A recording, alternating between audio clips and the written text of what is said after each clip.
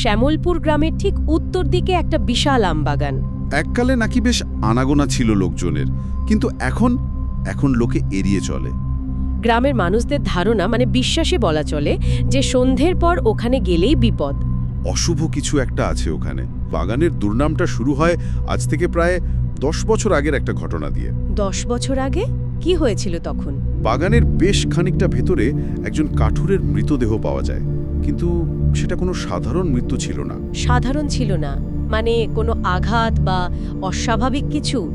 অস্বাভাবিকতাটা ছিল তার চেহারায়।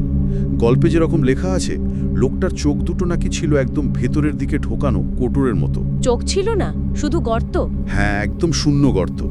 আর মুখে একটা অদ্ভুত, মানে কি বলবো, বিকৃত অভিব্যক্তি। ওহ! এই দৃশ্যটাই ঘটনাটাকে একটা অন্য মাত্রা দেয়। সাধারণ মৃত্যু মনে হয় না, মনে হয় অশুভ কিছু ঘটেছে। চোখ নেই, শুধু কোটর, এটা ভাবলেই তো কেমন গা ছমছম করে। এই ধরনের অস্বাভাবিক দৃশ্য গল্পে কেন ব্যবহার করা হয়? শুধু চমক দেওয়ার জন্য? না না, শুধু চমক নয়, এটা আসলে আমাদের মনের খুব গভীরে থাকা একটা আদিম ভয়কে উস্কে দেয়। আদিম ভয়?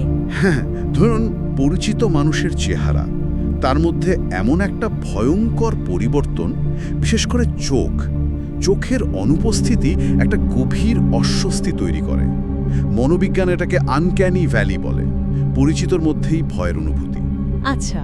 এই ঘটনাই বাগানের অশুভ খ্যাতির প্রথম বীজটা বুনে দিয়েছিল বলা চলে। তার মানে এই অস্বাভাবিক মৃত্যুটা হলো প্রথম ধাপ। কিন্তু শুধু একটা ঘটনাই তো আর পুরো বাগানটা ভুতুড়ে হয়ে যায় না, তাই না? ভয়টা নিশ্চয়ই ছড়িয়েছিল। একদম ঠিক। ওই ঘটনার পর থেকেই বাগানের কুখ্যাতি বাড়তে থাকে। লোকে বলতে শুরু করে নানা কথা। যেমন এরপর রাতে যারা ওই বাগানে ঢুকেছে তারা নাকি ভয়ঙ্কর অভিজ্ঞতার মুখোমুখি হয়েছে। কেউ কেউ ভয় পেয়ে ফিরে এসেছে, হয়তো তাদের কথায় কিছুটা রঙও চড়েছিল। হতেই পারে। কিন্তু গল্প অনুযায়ী কয়েকজন নাকি আর ফিরেইনি, একেবারে নিখোঁজ। নিখোঁজ? ফিরে আসেনি মানে?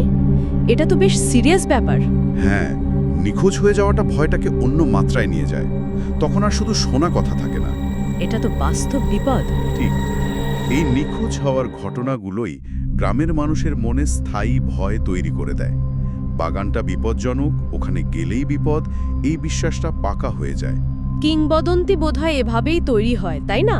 একটা ঘটনা, তার সাথে আরও কিছু রহস্য যোগ হয়ে। হ্যাঁ, প্রথমে একটা অস্বাভাবিক ঘটনা, তারপর আরও কিছু ব্যাখ্যাতীত ঘটনা বা গুজব, সব মিলিয়ে ভয়টা জমাট বাঁধে। কিন্তু মানুষের স্বভাবও তো অদ্ভুত। যত ভয় তত কৌতূহল। এত কিছুর পরেও কি কেউ যায়নি সেখানে সত্যিটা জানতে? হ্যাঁ, গল্পে সেরকমই আছে। শহর থেকে আসা দুজন তরুণ, তারা হয়তো গ্রামের এই সব লোককথায় তেমন বিশ্বাস করত না। অ্যাডভেঞ্চার করতে গিয়েছিল। অনেকটা তাই, কৌতূহল মেটাতে। সত্যি কি বাগানটা ভুতুড়ে নাকি সবটাই রটনা, এটা দেখতেই তারা এক রাতে ঢুকে পড়েছিল বাগানে। বেশ সাহসী তো। তাদের এই রাতের অভিজ্ঞতাটা কেমন ছিল? গল্পে কি পরিবেশের বর্ণনা আছে? আছে, এবং খুব সচেতনভাবে ব্যবহার করা হয়েছে। গল্পকার জোর দিয়েছেন পরিবেশ বর্ণনার উপর। কি রকম? যেমন বলা হয়েছে রাতটা ছিল নিকষ কালো, চাঁদের আলো নেই, চারপাশ একদম নিস্তব্ধ। শুধু ঝিঝি ধুকার ডাক? হ্যাঁ, একটানা ঝিঝি পোকার ডাক। এই অন্ধকার আর নিস্তব্ধতা দুটোই কিন্তু আমাদের ইন্দ্রিয়কে আরও সজাগ করে তোলে, অজানা ভয় তৈরি করে। সাসপেন্স তৈরির কৌশল আর কি। ঠিক, যেন প্রকৃতি নিজেই জানান দিচ্ছে কিছু একটা ঘটতে চলেছে। আর এই পরিবেশেই কি তারা সেই ভয়ে মুখোমুখি হলো? হ্যাঁ, এবং বেশ অপ্রত্যাশিতভাবে।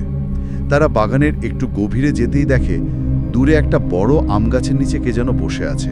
রাতের বেলা আম বাগানে একা? হ্যাঁ, প্রথমে আবছা ছায়ামূর্তির মতো লাগে। কাছে যেতে দেখে সাদা কাপড়ে মোড়া একজন বৃদ্ধ, হাতে একটা লণ্ঠন জ্বলছে টিমটিম করে। দৃশ্যটা কিন্তু অদ্ভুত। গভীর রাতে জনশূন্য বাগানে একা একজন বৃদ্ধ, অস্বস্তিকর তো বটেই। নিঃসন্দেহে। তরুণরা কি করলো তখন? কথা বলল? হ্যাঁ, তাদের একজন সাহস করে এগিয়ে যায়। খুব সাধারণভাবেই জিজ্ঞেস করে, চাচা, এত রাতে এখানে একা কি করছেন? নিরীহ প্রশ্ন। হ্যাঁ, কিন্তু এর পরেই ঘটে সেই ঘটনাটা, গল্পের অন্যতম ভয়ানক মুহূর্ত। কি ঘটে? বৃদ্ধ কি উত্তর দেয়? উত্তর দেয় না, শুধু ধীরে ধীরে মুখ তুলে তাকায় তাদের দিকে।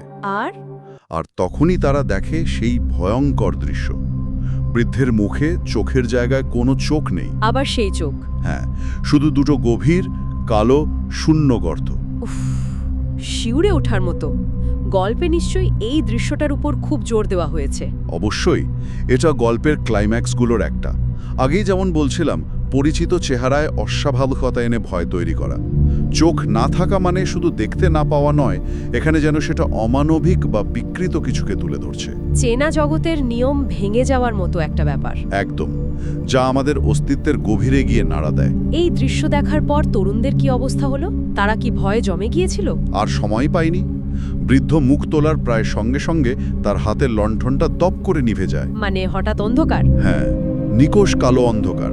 আর ঠিক সেই মুহূর্তে তারা শুনতে পায় পুরো বাগান জুড়ে কারা যেন ফিসফিস করে কথা বলছে। ফিসফিসানি?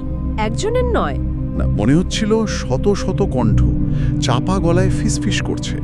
লণ্ঠন নিভে যাওয়া, অন্ধকার, আর তার মধ্যে এতগুলো ফিসফিসানি। এটা তো সরাসরি ভূতের গল্পের উপাদান। ঠিক, অন্ধকার আমাদের দেখতে দেয় না, তখন কান সজাগ হয়ে ওঠে।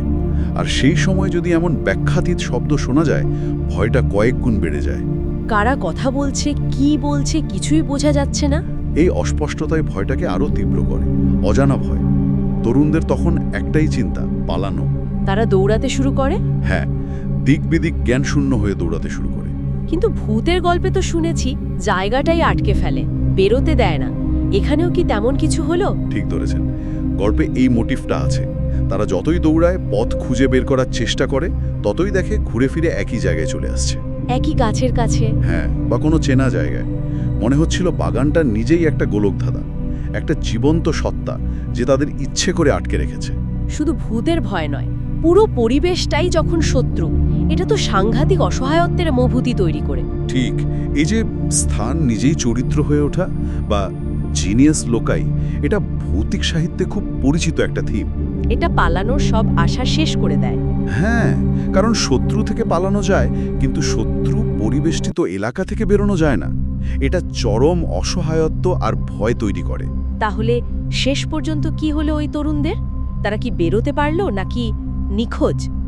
গল্পটা এখানে একটু ধোঁয়াশা রেখেছে, সরাসরি বলছে না কি হলো।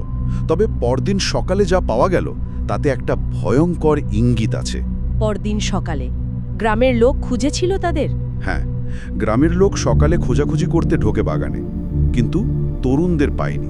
কিছুই পাওয়া যায়নি? পাওয়া গিয়েছিল শুধু তাদের পায়ের ছাপ। পায়ের ছাপ? সে তো দৌড়ানোর সময় পড়ারই কথা। হ্যাঁ, কিন্তু রহস্যটা সেখানেই। পায়ের ছাপগুলো নরম মাটিতে চলতে চলতে হঠাৎ করেই মাঝপথে শেষ হয়ে গেছে। মাঝপথে শেষ মানে?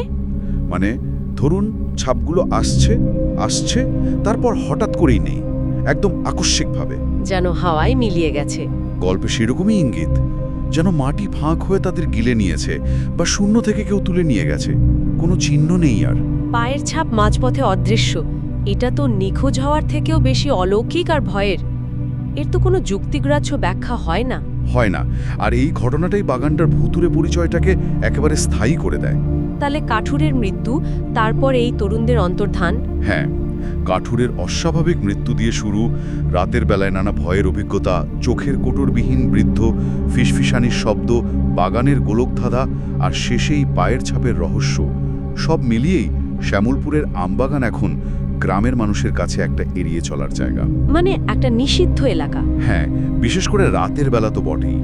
গল্প অনুযায়ী আজও সেই ভয়টা রয়ে গেছে। পুরো ঘটনা প্রবাহটা শোনার পর এটা পরিষ্কার যে এখানে ভয় তৈরির জন্য অনেকগুলো কৌশল খুব সুচিন্তিতভাবে ব্যবহার করা হয়েছে। ঠিক, শুধু একটা একক ভূত নয়, বরং পরিবেশ, মনস্তত্ত্ব, অজানা ভয়, দৃশ্যমান বিকৃতি, সবকিছু মিলিয়ে একটা সামগ্রিক ভয় তৈরি করা হয়েছে। শ্যামলপুরের আমবাগানের গল্পটা আসলে একটা দারুণ উদাহরণ, তাই না? কিভাবে একটা জায়গাকে ঘিরে মিথ তৈরি হয়। হ্যাঁ, একটা কেস স্টাডি বলা যেতে পারে। দেখায় কিভাবে একটা রহস্যময় ঘটনাকে কেন্দ্র করে আরও অনেক অলৌকিক উপাদান যুক্ত হয়, আর ভয়টা স্থায়ী রূপ নেয়। ওই ফাঁকা চোখের বৃদ্ধ, ফিসফিসানি, গোলকধাঁধা, মিলিয়ে যাওয়া পায়ের ছাপ, প্রত্যেকটা উপাদানই যেন ভয়ের ইমারতটাকে আরও শক্ত করেছে। এবং প্রত্যেকটা উপাদানই আমাদের ভেতরের কোনো না কোনো আদিম ভয়কে ছুঁয়ে যায়। এই গল্পটা শুনলে আরও একটা জিনিস মনে হয়, লোককথার শক্তি। মুখে মুখে ফেরা কথাই অনেক সময় একটা জায়গার আসল পরিচিতি হয়ে দাঁড়ায়। একদম, যুক্তির চেয়ে বিশ্বাস বা ভয়টাই সেখানে বড় হয়ে ওঠে। আরবান লিজেন্ড বা লোককথাগুলো তো এভাবেই তৈরি হয়, তাই না? হ্যাঁ, এভাবেই তৈরি হয় এবং টিকে থাকে। হয়তো শুরুতে ছোট্ট একটা বাস্তব ঘটনা থাকে, কিন্তু তারপর তাতে মানুষের কল্পনা, ভয়, সামাজিক বিশ্বাস সব মিশে একটা নতুন চেহারা নেয়। এই গল্পের কাঠামোটাও বেশ আকর্ষণীয়। একটা শুরু, তারপর ঘটনার ঘনঘটা, ক্লাইম্যাক্স, আর শেষে একটা অমীমাংসিত রহস্য। এই কাঠামোটা কিংবদন্তি তৈরি এবং টিকিয়ে রাখার জন্য খুব উপযোগী। তাহলে এই আলোচনা থেকে আমরা কি নিতে পারি? গল্পটা কি শুধুই ভয়ের, নাকি এর অন্য কোনো মানে আছে? দেখুন, গল্পটা কিন্তু উত্তর দেয় না যে বাগানটা সত্যিই ভুতুড়ে কিনা, বরং আমাদের মনে কিছু প্রশ্ন জাগিয়ে তোলে। কী রকম প্রশ্ন? যেমন, এই যে লোককথা বা ভৌতিক কাহিনী, এগুলো কিভাবে জন্মায়? শুধুই কি কল্পনা, নাকি এর পেছনে কোনো চাপা পড়া সত্য ঘটনা থাকে যা সময়ের সঙ্গে বিকৃত হয়ে গেছে? এমন কিছু যা হয়তো আমাদের যুক্তির বাইরে। হতে পারে। আবার এটাও ভাবার মতো, একটা জায়গার সঙ্গে যে ভয় জড়িয়ে থাকে, সেটা কি পুরোপুরি আমাদের মনের সৃষ্টি, নাকি পরিবেশেরও ভূমিকা আছে? যেমন এই বাগানের অন্ধকার, বিশালতা, নিস্তব্ধতা। ঠিক, জায়গা নিজেই কি ভয় তৈরি করতে পারে? এই প্রশ্নগুলো গল্পটা আমাদের সামনে এনে দেয়। এর উত্তরটা হয়তো সহজ নয়।